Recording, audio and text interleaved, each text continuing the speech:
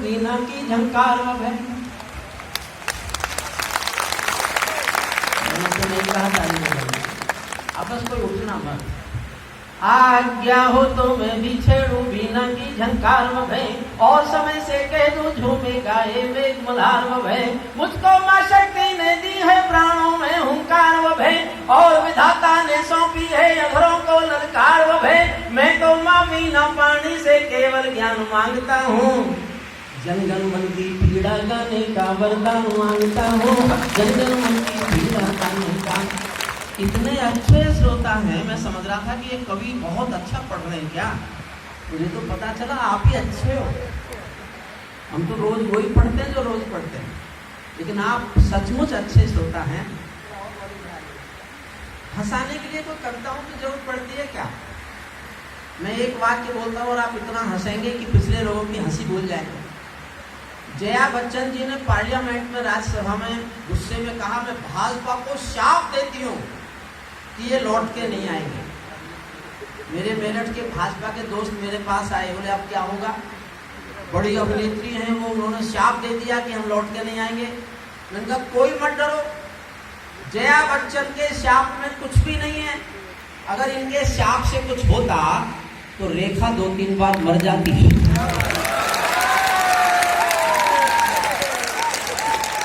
प्रियांशु गजेंद्र में और कवियों का थोड़ा असर कम कर रहा हूं आपके ऊपर जो पड़ गया है। हमारे घर जी और आज मैंने सबको जमता, जो भी जमता था मेरी ओर देखता था कि दादा तक पहुंचना है, तो मुझ तक ही पहुंच जाते ना पहले। सुनिए, जो बैठ जाओ। अरे भैया जी बैठ, आप ही बैठ। मैं एक आसान कविता शुरू करता हूँ, बहुत आसान, जिसमें मैं आप तक पहुंच जाऊंगा। फिर एक ऐसी कविता सुनाऊंगा जिसमें आपको मुझ तक पहुंचना पड़ेगा। मैं हिंदी का आदमी नहीं हूँ, मुझे कहने में कोई संकोच नहीं। मंच पर बहुत ऐसे विद्वान हिंदी के कवि बैठे हुए हैं जिनसे हिंदी का ज्ञान मेरा बहुत कम है। मैंने हिंदी नहीं पढ़ी, मैं अंग्रेजी भाषा में कानून पढ़ाता रहा, 40 साल मैंने कानून पढ़ाया। मैं एक यूनिवर्सिटी में कानून का प्रोफेसर था। हिंदी की बहुत ज़्यादा श्रेष्ठ ग्रामर, शब्द, व्याकरण मुझे नहीं आता। मैं कंटेंट का कवि हूँ, कंटेंट गाना जानता हूँ बस। सुनिएगा, एक बहुत आसान कविता सुना रहा।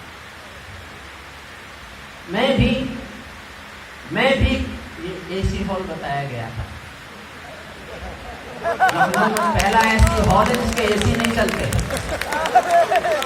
मैंने पूछा एजेंट से कि तुमने हॉल बुक किया था कि एसी हॉल बुक किया था? ये बात मैंने वाइस चांसलर साहब से पूछी थी। मैंने कहा साहब आपने हॉल दिया है कि एसी हॉल दिया है? हॉल देने में कुछ भी नहीं जाता, एसी हॉल देने में 25-30 हजार रुपए की बिजली जाती है। इसलिए आपको हॉल मिला था, एसी हॉल नहीं मिला था। इतनी आवाज पंखों की, इससे ज्यादा हम किस कवि की आवाज है? हम कितना ही चिल्ला लें वो तो आपको आज भी रहेगी ना आवाज। मैं कोशिश करूंगा आपको वो आवाज सुनाई ना दे, हमारी आवाज सुनाई। मैं भी गीत सुना सकता हूँ शबनम के, अभिनंदन के, मैं भी ताज पहन सकता हूँ नंदन बन के, चंदन के, लेकिन जब तक पगडंडी से संसद तक कोलाहल है तब तक केवल गीत लिखूंगा जनगण मन के क्रंदन के, तब तक केवल गीत लिखूंगा जनगण मन के क्रंदन के।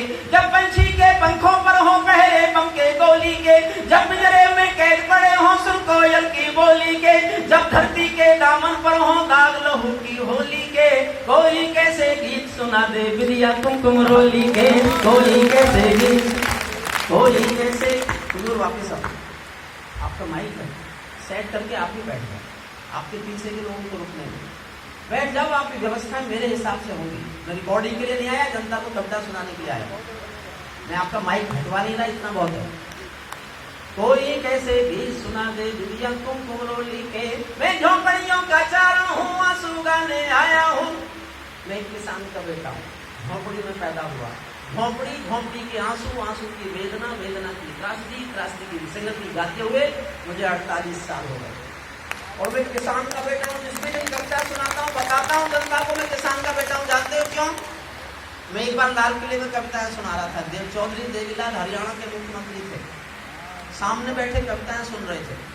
मेरी कविताएं सुनी और मंच पर आए और माइक पर आकर बोले अगला प्रधानमंत्री किसान का बेटा होना चाहिए। मैं उसी दिन से देश को बताता फिर रहा हूं मैं किसान का बेटा हूं। तो मुझे बाद में पता चला पहले चाय वाले का नंबर आएगा। तुम्हें क्या करता मैं हंसी में कह रहा हूं तो किसकी तलाश में हो? वो नहीं आई आज, बैठो।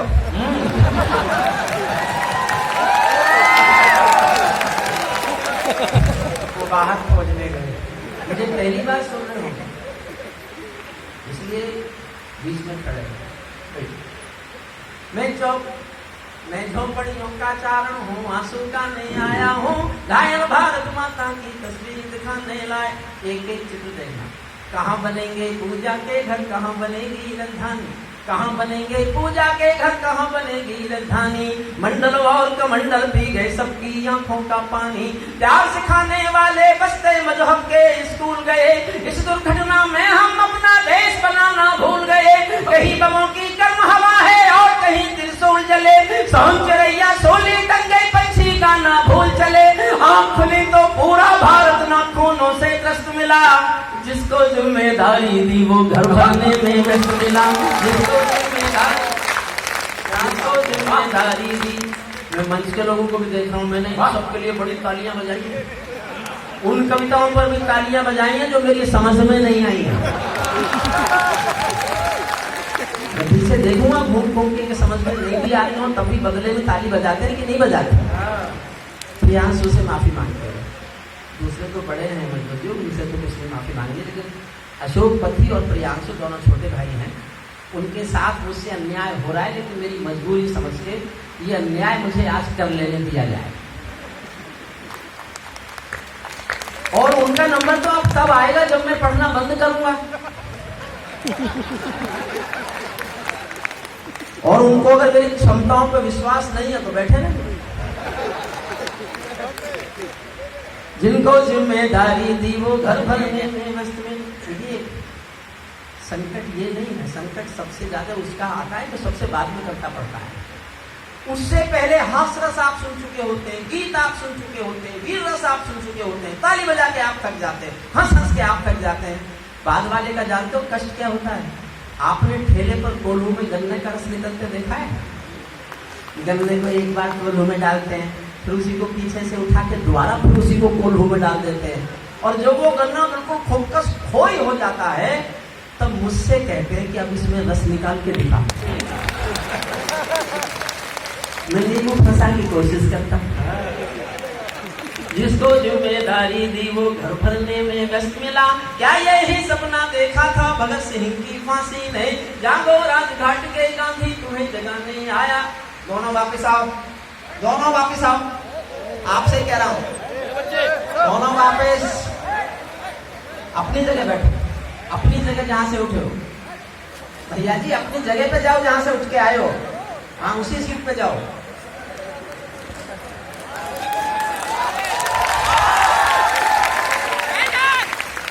मेरे कविता पाठ में आपका खड़े होने का साहस, इतनी बहादुरी पर अखिलेश यादव यश भारती बांट देता था। अब कोई उठना मत, मैंने जिन सरकारों पे लिखा है ना वो बैठ गए। मेरा नाम इतनी देर से इसलिए नहीं बोला जाता, कुछ तो होगा ना, कुछ तो होगा। कविता नहीं होगी तो कुछ तो होगा, कुछ तो होगा। एक चित्र और देखना, और आपके दिलों में तीर सा चुभे तो आकाश भर तालियां उसको देखना चाहता हूँ। 2 साल हो गए कोरोना ने घर में डाल रखा था, ना कविता सुनाने का मौका मिला, और कविता सुनाने का तो लोग घर में चिल्ला लो, तालियां सुनने का मौका नहीं मिला। 2 साल हो गए तालियां सुनने। आप सबके लिए बजाने के लिए मैं सोच रहा था मेरा नंबर आएगा तब भी आप मुझ पर भी कृपा करेंगे। ये तो कृपा ही कर रहे हैं, आपको कविता पे ताली बजती है क्या?